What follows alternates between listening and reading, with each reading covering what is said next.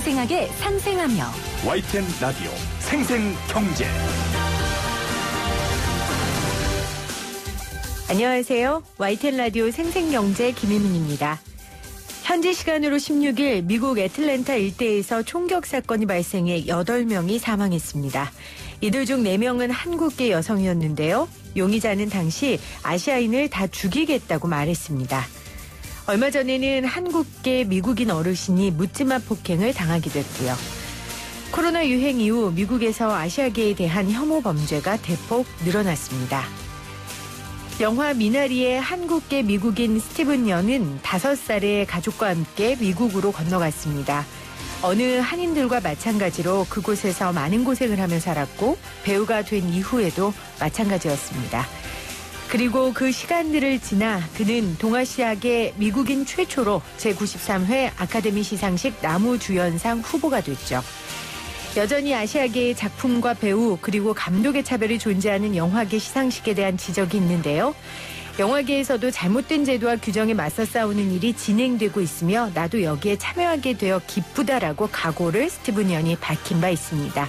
그의 수상을 기대해봅니다. 2021년 3월 18일 YTN 라디오 생생경제 지금 시작합니다. 쉬운 경제, 살아있는 경제, 우리 집 경제 이야기, YTN 라디오 생생경제.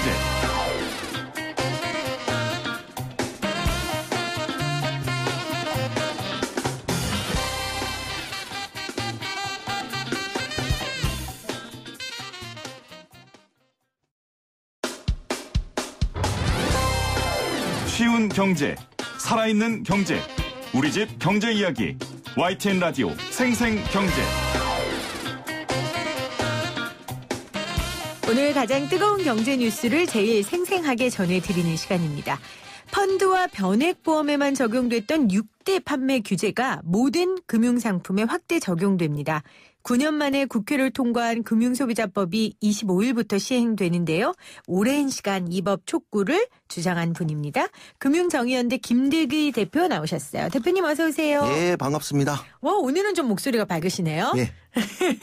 왜냐하면 이 법 통과 사실 목놓아 얼마나 부르짖으셨어요. 우리만 한 게 아니고 다른 단체들도 다 같이 했고 물론. 이 방송도 열심히 도와주셔서 아이고. 법이 제정되었다고 생각합니다. 감사합니다. 9년 만에 국회를 통과한 거예요. 그렇죠? 네. 그리고 이제 25일부터 시행이 되는데 먼저 금융소비자보호법 어떤 내용인지 좀 간략하게 설명해 주세요. 앞서 6대 판매 규제라고 이야기를 하셨는데 6대 판매 규제라고 하는 것은 적합성 원칙, 적적성 원칙, 그리고 설명 의무, 그다음에 불공정 영업 행위, 부당 권유, 마지막으로 허위 광고 금지, 이 6개가 사모펀드 같은 투자 상품만 적용이 되었는데 모든 금융상품에 다 적용이 되고요.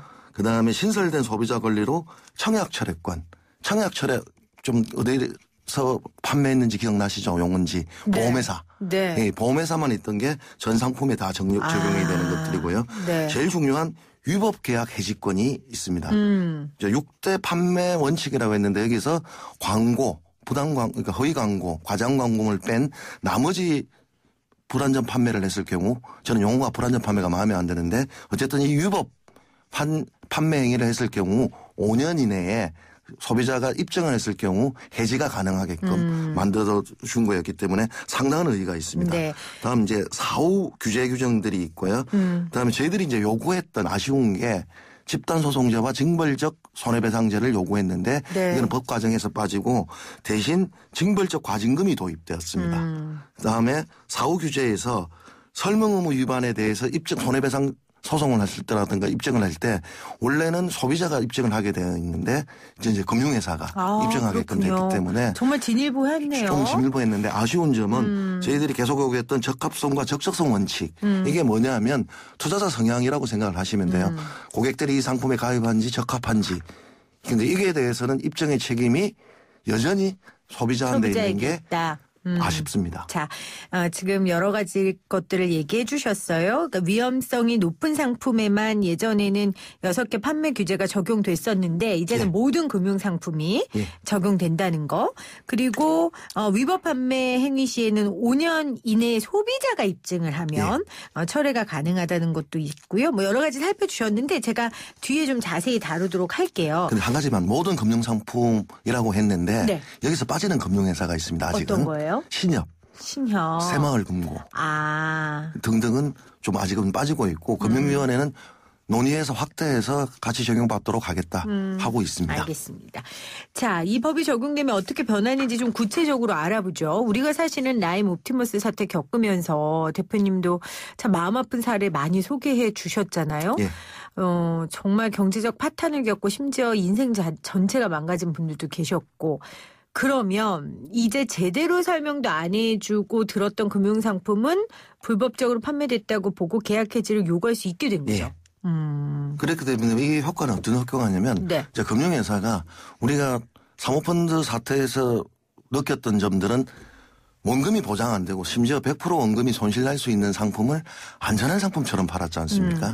뭐 미국이 망하지 않으면 이탈리아가 망하지 않으면 독일이 망하지 않으면 심지어 전쟁이 나지 않으면 이래서 팔았던 상품들을 그런 식으로 판매가 이제는 불가능하다는 거죠. 고객들이 입증만 하면 설명 의무 위반으로 해서 위법한 계약 해지가 될 수 있기 때문에 네. 이제 설명 의무 위반을 굉장히 그것도 입증 책임도 어디에 있습니까? 이제는 금융회사에 있다 보니까 제대로 된 설명을 할 거다 이렇게 보고 있습니다. 그렇죠.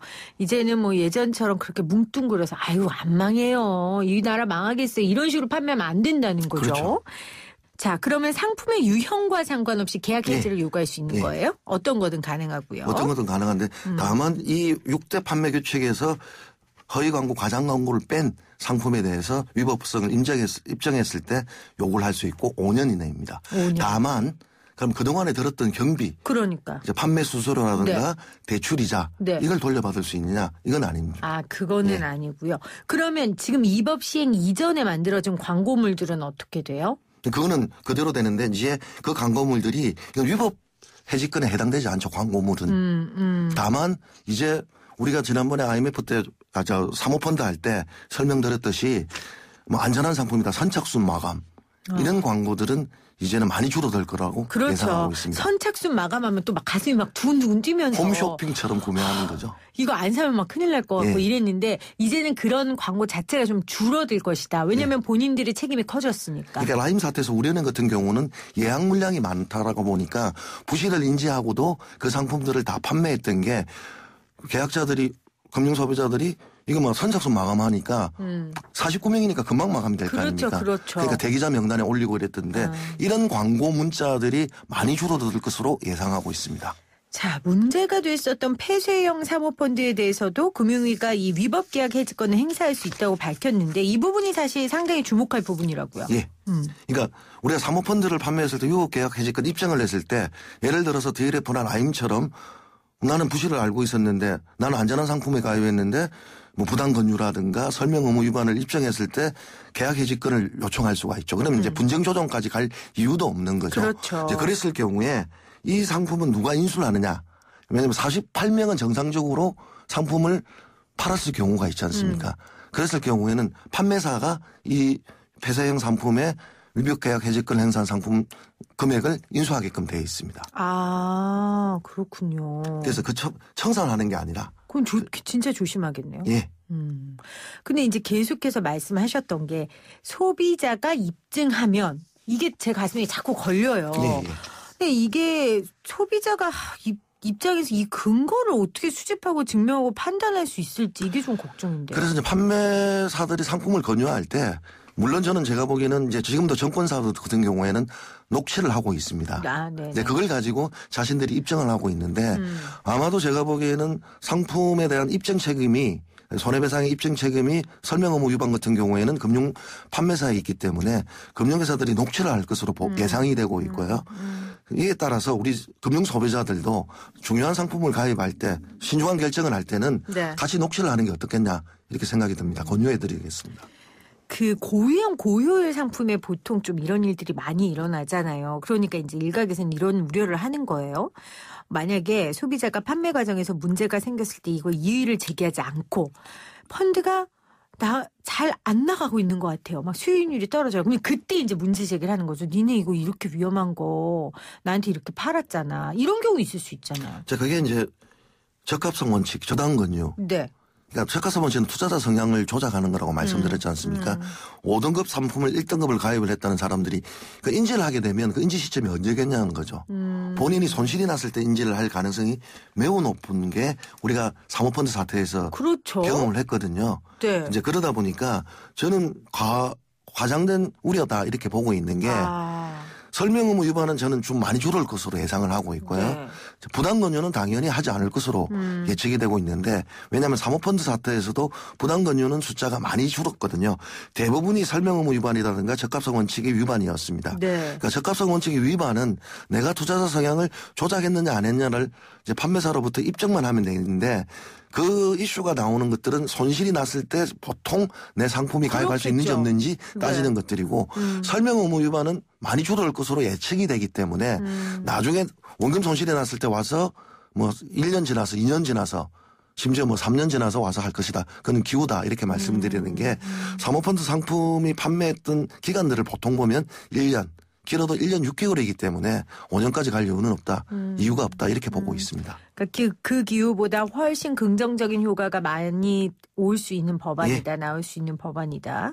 처음에 이제 이 법이 제정되었을 때는 집단소송제와 징벌적 손해배상제, 적합성과 적격성 원칙의 입증 책임이 빠졌기 때문에 저희들은 반쪽짜리 법안이다라고 비판은 했지만 이 법이 시행됨으로써 특히 유법계약 해지권이 있음으로써 금융회사들이 판매하는 데 있어서 철저하게 불안전 판매, 즉 위법한 행위들을 줄일 것으로 예상됩니다.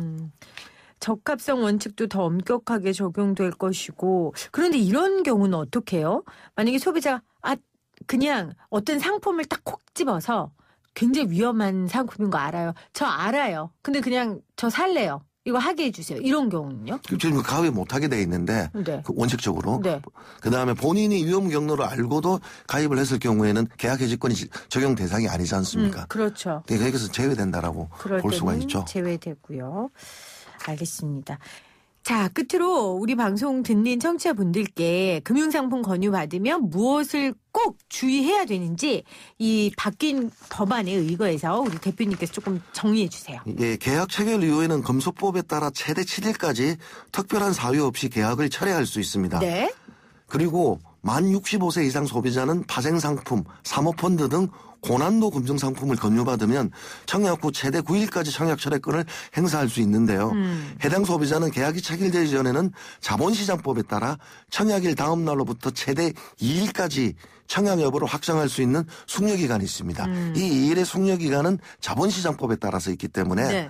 이것과 합산하면 최대 만 65세 이상 소비자는 파생상품, 사모펀드 등 고난도 상품을 권유받으면 최대 9일까지 청약 철회를 행사할 수 있습니다. 그러니까 모두 7일까지 철회가 가능하고 예. 단 만 65세 이상은 고난도 금융상품 받으면 이틀의 숙려기간이 추가되기 때문에 그건 자본시장법에서. 자본시장법에서 그래서 약 9일 정도 예. 9일 정도 고민해보고 예. 바꿀 수 있는 기회가 예. 있다. 그래서 뭐 은행 업무 보러 갔다가 직원한테 혹해서. 설명을 듣고 혹해서 들었을 네. 경우 이틀 동안 숙려기간을 두고 그다음에 이유 없이 7일까지는 계약 철회를 할 수가 있어 청약 철회를 할 수가 있으니까 급한 마음이라든가 혹해서 가입하셨던 분들 같은 경우는 주변 지인에게 상담을 하셔가지고 그렇네요. 이 상품이 나한테 필요하지 않다라고 생각을 하시면 청약 철회를 활용하시면 되겠습니다. 네. 이불 안에서 발 동동 구르지 마시고. 예. 네. 9일 안에는 이제 숙려 기간 포함 9일 안에는 65세 이상은 할 수 있고 나머지 분들도 7일까지는 특별한 사유 없이 계약 철회할 수 있으니까요. 만약에 철회해달라고 하는데 막 어르고 달래고 이러시면 안 돼요. 막 울고 막 크게 이런. 넘어가시면 안 되는 거죠. 그래도 되는데 넘어가면 안 되는 예. 거죠? 왜냐하면 우리가 보험 상품 같은 경우에 3대 판매라 해서 청약 모든 걸 다 사모펀드도 마찬가지였어요. 완전 판매를 했다는 것도 입증하는 것들이 콜센터에서 전화가 왔을 때 그때 대답이 뭐냐면 다 예예예예 해달라. 맞아요. 저 그렇게 많이 그게 안 했는데. 받았으면 진행이 안 되기 때문에 예예예를 했는데 그게 넘어가지 마시고 정확하게는 7일입니다. 7일 이내에 청약 철회를 행사할 수 있습니다. 그래서 일부러 바쁜 시간에만 전화하셨나? 네네네네로 해주세요. 막 이럴 것 같아가지고. 알겠습니다. 자, 9년 만에 국회를 통과한 금융소비자법 25일부터 시행됩니다. 관련 내용 금융정의연대 김두기 대표와 함께했습니다. 고맙습니다. 예, 감사합니다.